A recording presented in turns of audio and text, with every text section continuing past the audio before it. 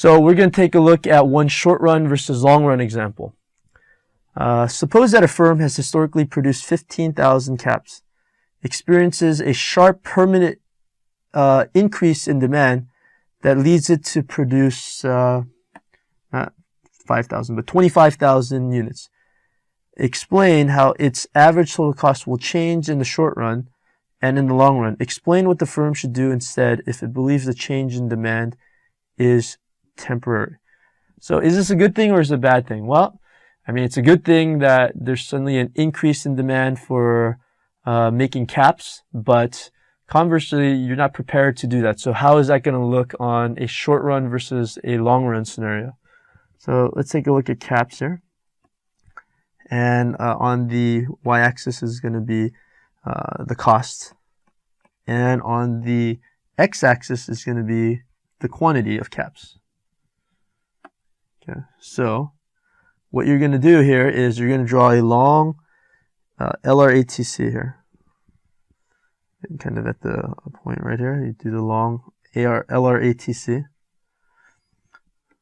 long run average total cost. And here, we're going to jot that as being 15,000. Now, why 15,000? That has been the historical number of production for these caps for the longest time. However, what's going to end up happening here is you have a short run. So you have ATC. This is ATC when you're making 15,000. Okay.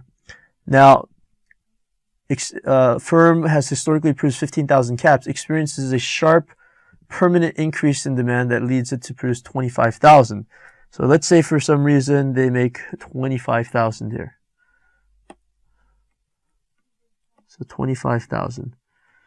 What ends up happening here is that you have point A right here. They produce a point B here. So the ATC is going to be higher than it was at 15,000 because remember, they were only equipped to sell 15,000. So in order to meet the demand, they produce more. They add it to the variable cost rather than, use the fixed cost in the beginning.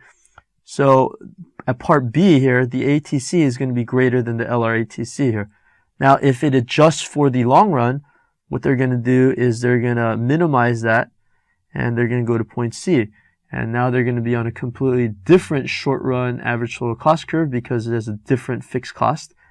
And what ends up happening here is you have an average total cost here and ATC at 25,000 or ATC here of 25,000. Now let's take a look at another situation. Let's say, hypothetically speaking, that instead of making 5,000, suddenly there's a reduction in demand, and now it is instead of making 15,000, they make 5,000. So this would be point D. Now the ATC is going to be greater in the short run than it is for the long run. So to adjust for that, the firm could decide, you know what, we're going to have a fixed cost that only accommodates 5,000. And the ATC, therefore, is going to be on the LRATC, and the costs are going to be minimized.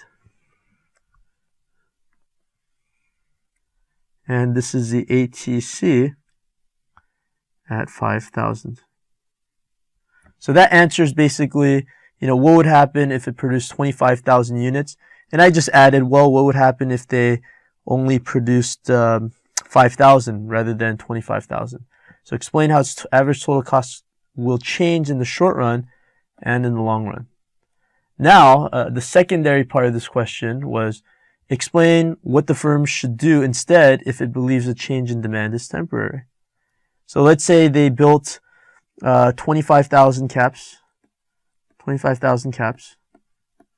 So obviously the ATC here is higher than in the long run. But if they project that this is only a temporary situation, then they should operate the business assuming that they're going to go back down to its 15,000, which is the historically consistent mark that they've been producing.